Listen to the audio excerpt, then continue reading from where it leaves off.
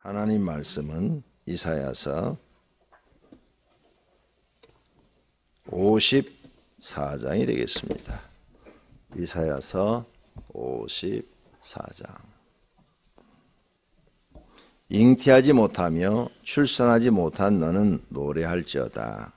산고를 겪지 못한 너는 외쳐 노래할지어다. 이는 홀로 된 여인의 자식이 남편이 있는 제 자식보다 많음이라. 여호와께서 말씀하셨느니라. 내 장막터를 넓히며 내 처소의 휘장을 아끼지 말고 널리 펴되 너의 줄을 길게 하며 너의 말뚝을 견고히 할지어다. 이는 내가 좌우로 퍼지며 내 자손은 열방을 얻으며 황폐한 성읍들을 사람 살 곳이 되게 할 것임이라. 두려워하지 말라. 내가 수치를 당하지 아니하리라. 놀라지 말라. 내가 부끄러움을 보지 아니하리라. 내가 내 젊었을 때의 수치를 잊겠고 과부 때의 치욕을 다시 기억함이 없으리니. 이는 너를 지으신 이가 내 남편이시라. 그의 이름은 만군의 여호와이시며 내 구속자는 이스라엘의 거룩한 이시라. 그는 온 땅의 하나님이라. 일컬음을 받으실 것이라. 여호와께서 너를 부르시되 마치 버림을 받아 마음에 근심하는 아내 곧 어릴 때의 아내가 되었다가 버림을 받은 자에게 함과 같이 하실 것임이라. 내 하나님께서 말씀하셨느니라. 내가 잠시 너를 버렸으나 큰 궁율로 너를 모을 것이요. 내가 넘치는 진노로 내 얼굴을 내게서 잠시 가렸으나 영원한 자비로 너를 긍휼히 여기리라. 내 구속자 여호와께서 말씀하셨느니라. 이는 내게 노아의 홍수와 같도다. 내가 다시는 노아의 홍수로 땅 위에 범람하지 못하게 하리라. 맹세한 것 같이 내가 내게 노하지 아니하며 너를 책망하지 아니하기로 맹세하였노니. 산들이 떠나며 언덕들은 옮겨질지라도 나의 자비는 내게서 떠나지 아니하며 나의 화평의 언약은 흔들리지 아니하리라. 너를 긍휼히 여기시는 여호와께서 말씀하셨느니라. 너 곤고하여 강풍에 요동하여 안위를 받지 못한 자여, 보라 내가 화려한 채색으로 내 돌 사이에 도하며 청욕으로 내 기초를 쌓으며 홍보석으로 내 성벽을 지으며 성류석으로 내 성문을 만들고 내 지경을 다 보석으로 꾸밀 것이며 내 모든 자녀는 여호와의 교훈을 받을 것이니 내 자녀에게는 큰 평안이 있을 것이며 너는 공의로 살 것이며 학대가 내게서 멀어질 것인즉 내가 두려워하지 아니할 것이며 공포도 내게 가까이 하지 못할 것이라. 보라 그들이 분쟁을 일으킬지라도 나로 말미암지 아니한 것은 누구든지 너와 분쟁을 일으키는 자는 너로 말미암아 패망하리라. 보라 숯불을 불어서 자기가 쓸만한 연장을 제조하는 장인도 내가 창조하였고 파괴하며 진멸하는 자도 내가 창조하였은즉 너를 치려고 제조된 모든 연장이 쓸모가 없을 것이라. 일어나 너를 대적하여 송사는 모든 혀는 내게 정죄를 당하리니 이는 여호와의 종들의 기업이요 이는 그들이 내게서 얻은 공인이라. 여호와의 말씀이니라. 아멘. 아멘. 이제 너무 커요. 약간 줄여요. 어제가 성탄절이고 그런데 어제가 주일 같고 오늘이 꼭 월요일 아침 같은 기분이에요. 성탄절이 낄 때는 항상 그렇더라고요. 그래도 하나님 은혜로 금년 성탄은 큰 사고가 없었던 것 같아요. 지난해는 유럽에서 테러가 일어났었죠. 성탄 때. 그래서 뉴스가 굉장히 시끄러웠는데 큰일 없이 잘 지나간 것 같아요. 세계는 하여간 난리요. 난리 계속. 그러죠? 예멘에 좋은 소식이 있더구만요. 성탄절 지금 부근에 휴전, 내전 중인데 반란군하고 정부군하고 휴전 해가지고 막 사람들이 나와서 막 즐거워하고 자유를 누리는 그런 그 모습이 방송이 되더라고요. 전쟁 참 무서운 거죠. 전쟁이 일어나면 전쟁하는 나라나 전쟁을 당하는 나라나 쑥밭이 되는 거죠. 요즘은 그래요. 옛날에는 전쟁을 하면 막 사람을 잔인하게 막 다 죽여버렸기 때문에 한쪽이 반드시 이겨요. 예. 죽이는데 도구 필요 없이 막 다 죽였어요. 우리나라도 그랬어요. 역사 한번 보세요. 보면은 막 중국군 한번 쳐들어오면 그냥 그 마을은 그냥 다 죽여버려요. 그냥. 인권이라는 게 없는 거죠. 그 당시는. 그러니까 전쟁이 빨리 끝나요. 너무나 많은 사람들이 죽으니까 그냥 빨리 왕이 항복해버린다든지 이러니까. 근데 요즘은 안 그러잖아요. 예. 그렇게 많이 죽이면 막 온 세계가 막 난리가 나니까 못 죽이잖아요. 다 죽이질 못하잖아요. 그래서 전쟁이 굉장히 오래 가고, 결국은 누구도 이긴 자가 없이 폐허가 돼버리죠. 지금 시리아가 그렇게 돼 있어요. 정부군과 반군이 전쟁을 오래 했는데 뉴스 한번 보세요. 완전히 다 도시가 폐허가 돼갖고 사는 게 아니죠. 지옥이죠. 우리나라도 전쟁이 일어나지 않도록 우리는 또 국가를 위해서 기도할 때마다 빼놓지 않고 기도해야 될 줄로 믿습니다. 우리나라도 전쟁이 정말 일어나지 않아요. 지금 이게 다 소용없어요. 전쟁이 일어나면. 그냥 막 폭탄 퍼부으면 다 땅이 막 울리면 이게 다 금가버리고 쓸모없게 될 테니까. 지진 난 것처럼 난리가 벌어질 텐데. 그리고 여러분이 모아놓은 재산 다 날아가 버려요. 하나도 없어요.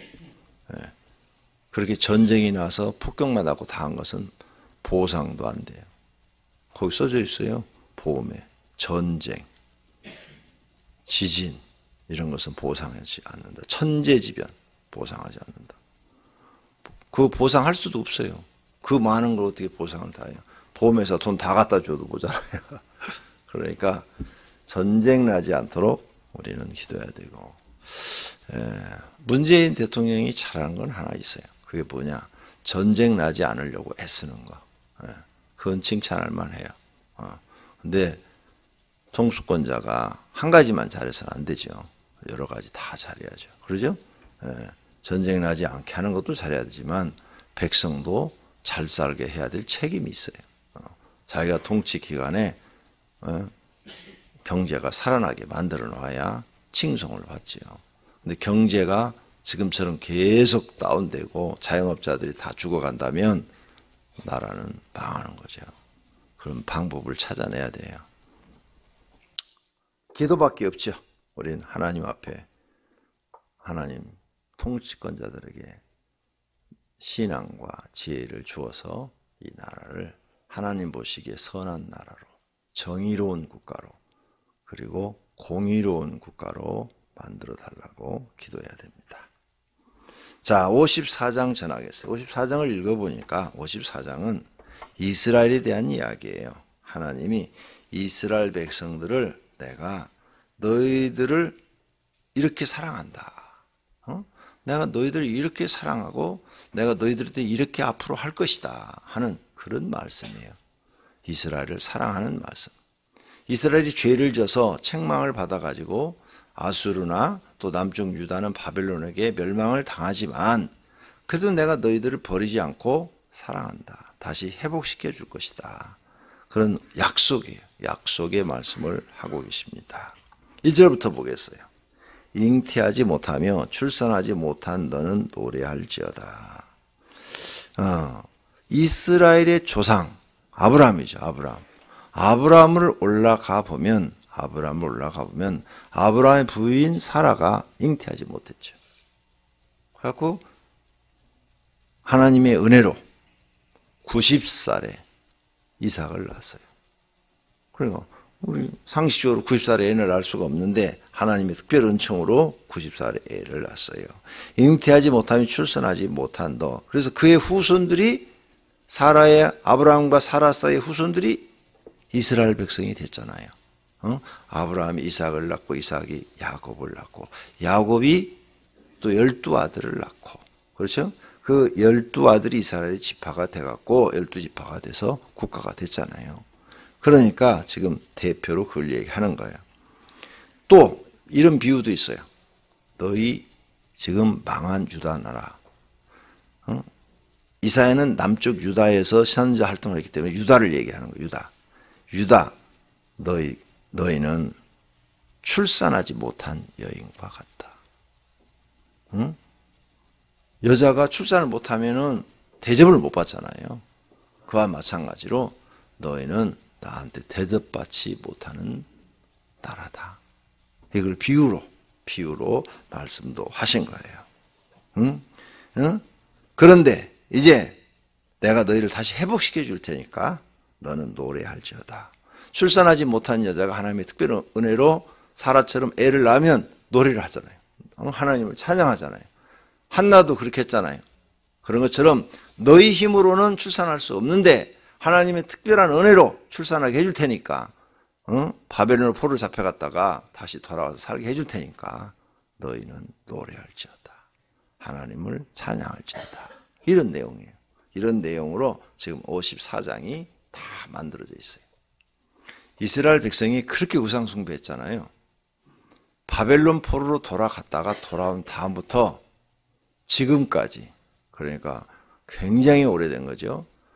그들이 포로로 돌아갔다가 다시 돌아와 지금까지니까 약 한 2500년 동안 우상 숭배를 안 합니다. 그 전에는 성경을 보면 맨날 우상 숭배예요, 우상 숭배. 그 이후로부터는 우상 숭배를 안 해요, 이스라엘이. 그러니까 참 한번 혹독하게 두들겨 맞아야 정신을 바짝 차린다니까요. 근데 우상 숭배는 안 하는데 무신론자들이 많아요. 또 우상 숭배는 안 하는데 무신론자, 신이 없다. 이런 이스라엘 사람들이 현재는 많습니다. 그 다음에 이 구약만 믿는 전통적 유대교도 상당히 많고, 그게 더 많고, 숫자가 전통적 유대교를 믿는 유대인들이 더 많고, 그 중에 소수는 무신론자들이 있고, 그 다음에 5%, 지금 이스라엘 땅의 인구의 약 5% 정도는 예수 그리스도를 믿고, 소수가 믿어요. 이스라엘 땅에서 예수를 가장 많이 믿는 도시가 나사렛입니다. 나사렛에는 외국에서도 다 이주해 와요, 글로. 그래서 유럽 사람들도 많이 살고, 그 다음에 아랍 사람들도 많이 살아요. 아랍 사람들이 자기 나라에 살라니까 막 하나님을 믿으니까 막 핍박이 심하잖아요. 알라신을 믿는데 자기들은 예수님을 믿으니까, 그러니까 막 서로 이 핍박이 많으니까 다 그쪽으로 이주 온대. 돈만 있으면 다 나사렛으로. 나사렛은 평화로운 도시야. 거기는 막 공존해 있어요. 아랍 사람, 유럽 사람, 이스라엘 사람 다 공존해 있는데 거기는 다툼이 없어요. 분쟁이 없어요. 평화롭게 살아요. 그래서 나사렛 동네에서 무슨 누가 폭탄이 터졌다, 무슨 데모가 일어났다, 이런 거 없잖아요. 베들레헴, 예수님이 태어난 이 베들레헴은 지금도 전쟁 중이에요. 아랍 지역이에요, 아랍 지역.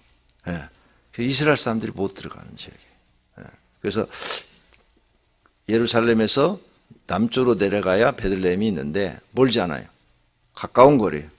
가까운 거리에 있는데, 옛날에 내가 몇 번 다녔을 때는 장벽이 없었는데 지금은 높은 장벽으로 다 쳐놨더라고요. 도저히 사람은 넘을 수 없는 높은 장벽. 몇 미터인지는 모르지만 내가 볼 때는 한 15m 이상 되지 않을까, 장벽이. 그냥 다 쳐놨어요. 완전히 갇혀 있더라고요. 폐허가 됐어요. 거기서 데모를 하도 하니까 베들레헴은 거의 폐허가 됐어요. 옛날에 그 장벽이 없을 때는 관광객이 많아가지고 영업이 잘 됐어요. 그래서 베들레헴에 가서 양고기도 먹고 양꼬치도 먹고, 갈 때마다 그 멋있는 레스토랑들이 있어가지고 거기 가서 이렇게 밥을 먹었는데, 최근에 몇 년 전에 2, 3년 전인가 갔다 왔을 때는 아주 그런 모습을 볼 수 없고 장사도 안 돼가고 사람이 없더라고요. 밥 먹을 때도 없다고 그러더라고요. 그 아랍 사람들 때문에 그래요. 어쨌든 이 사건 이후로 이스라엘 사람들이 우상 숭배하지 않는다. 이건 우리가 확실히 알 수 있어요.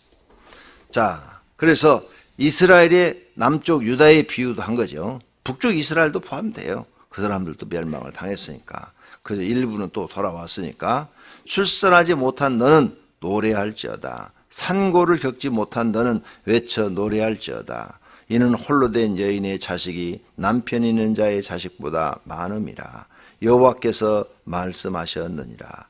내 장막들을 넓히며 내 처소에 휘장을 아끼지 말고 널리 펴되 너의 줄을 길게 하며 너의 말뚝을 견고히 할지어다. 이제 돌아와서 너희는 그렇게 살지어다. 이는 내가 좌우로 퍼지며 내 자손은 열방을 얻으며 황폐한 성읍들을 사람 살 곳이 되게 할 것입니다. 너희가 떠나가지고 여기가 사람이 살 수 없을 만큼 황폐하게 됐지만 다시 돌아와서는 사람이 살 수 있도록 하나님이 은혜를 베푸리라. 자, 다시 돌아와서 두려워하지 말라. 4절, 내가 수치를 당하지 아니하리라. 놀라지 말라. 내가 부끄러움을 보지 아니하리라. 내가 내 젊었을 때의 수치를 잊겠고 가부 때의 치욕을 다시 기억함이 없으리니. 고난 당하실 때를 비유한 거예요. 이는 너를 지으신 이가 내 남편이시라. 그의 이름은 만군의 여호와이시며 내 구속자는 이스라엘의 거룩한 이시라. 그는 온 땅의 하나님이라. 일컬음을 받으실 것이라. 4절 5절로 또 복음성가도 만들어져 있죠. 두려워하지 말라, 뭐 이런 노래도 있죠. 그래서 이스라엘 백성들한테 굉장히 지금 하나님이 힘을 실어주고 있는 거죠. 돌아와서 나는 너희의 남편이라. 남편에 비유한 거죠. 실제로 남편 아니에요? 비유를 한 거지. 남편은 뭘 해요? 아내와 자녀들을 책임지고 보호하는 역할을 하죠. 그렇죠? 자기 목숨을 걸고 아내와 자녀들을 보호하는 역할, 보호자죠. 그걸 지금 얘기하는 거야. 내가 너희의 보호자다. 남편이다. 이 뜻은 단어대로 해석하지 말고 비유로 해석하시면 돼요. 비유로 해석하니까 또 이만희 얘기가 번쩍 지나가요. 비유가 아니면 거기 말을 안 넣는다고 그러는데 이만희 비유는 다 엉터리니까 하나도 읽을 게 없습니다. 나도 이 비유에 대한 책을 개척했을 때 성경 연구할 때 많이 봤어요. 영예를 한다고 그래요. 그래서 영예를 하는 분들의 책을 많이 읽어봤는데 어떤 것은 합당하기도 하고 어떤 것은 터무니없기도 하고 그래요. 근데 이만희가 딱 이렇게 성경을 해석하는 거 보니까 그런 식으로 해석을 하더라고요. 근데 그게 이만희가 한 게 아니에요. 옛날에 이만희 이전에 이단들이 했던 거예요. 내가 책을 봐서 알아요. 이만희 이전에 이단들이 그런 식으로 성경을 해석한 것을 여러 번 책을 통해서 읽어봤는데 이만희가 그런 식으로 풀더라고. 문선명이도 그런 비유로 풀어요. 문선명이 책도 읽어봤어요. 원리강론도 내가 다 읽어봤어요. 그냥 완전히 비슷비슷한 이단들 특징은 비슷비슷하게 풀어요. 그런데 이것은 지금 오바된 그런 비유가 아니고 하나님이 진짜 우리 남편은 아니잖아요. 그러죠? 창조주이시지. 그런데 우리가 이제 가깝게 하기 위해서 나를 아버지라 부르라. 응? 가깝게 하기 위해서. 그러죠? 또 창조주니까 우리를 만들었으니까 뭐 아버지가 될 수도 있고요. 여기 남편도 마찬가지예요. 또 오늘 아침에 또 이대로 믿고 여보 하나님한테 이렇게 부르지 말아요. 웃자고 한 얘기예요. 여기 남편이라고 그랬으니까 여러분이 그렇게 불러도 되잖아요. 근데 그건 아니다 그 말이에요. 그건 아니다. 내가 너희를 책임지는 이는 너를 지으신 이가 내 남편 즉 하나님이라. 내가 남편처를 너희를 책임지고 너희를 보호하는 이시라.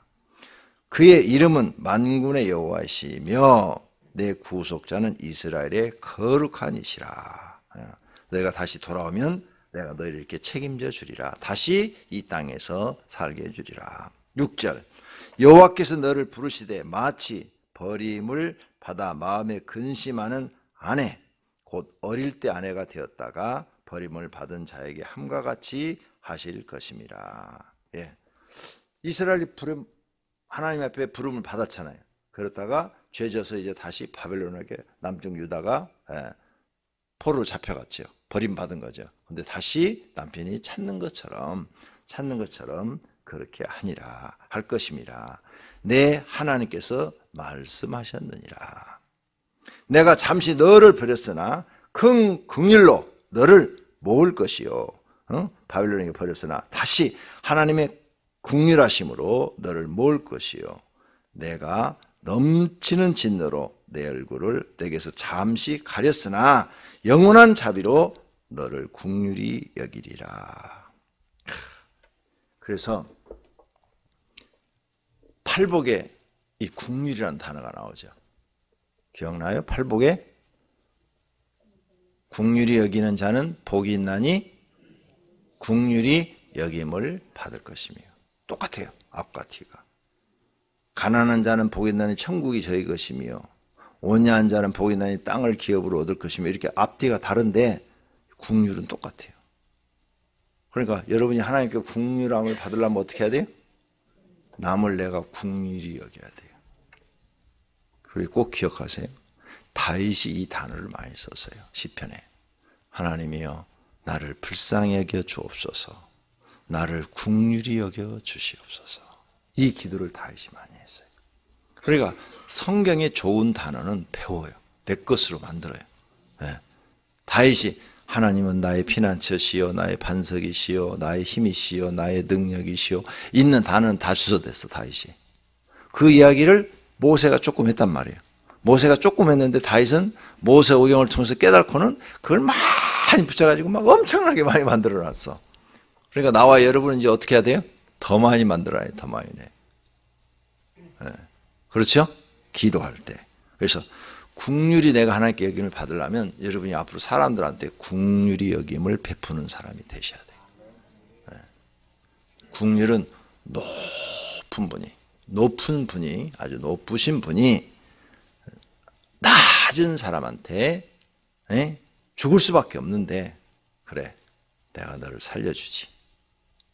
이런 것을 긍휼이라고 그래요. 그러니까 하나님은 엄청 높으신 분이죠. 그런데 죽을 우리를 다시 용서하시고 다시 품어주시는 거죠. 하나님의 자녀로 다시 세워주시는 거. 그게 하나님의 긍휼이에요. 네. 내가 그렇게 긍휼히 여김 받으려면 여러분 주변에도 그런 사람들이 있어요. 그러면 그 사람들을 긍휼히 여겨야 돼요. 그래서 얼마 전에 가르쳐 드렸죠. 남한테는 관대하고 나에게는 엄격하라. 남한테는 관용을 베풀고 나한테는 엄격하라. 이런 사람은 100% 성공해요. 반대로 사는 사람들은 실패해요. 남한테는 아주 엄격해. 머리 이렇게 조금 이렇게 흩어진 것 같고도 목사님 설교 시간에 머리가 그게 뭐예요? 좀 벗고 나오시지. 근데 자기는 머리가 이렇게 바람에 날려가지고 이렇게 됐으면 뭐 어때? 바람에 날려 그러는데 이래.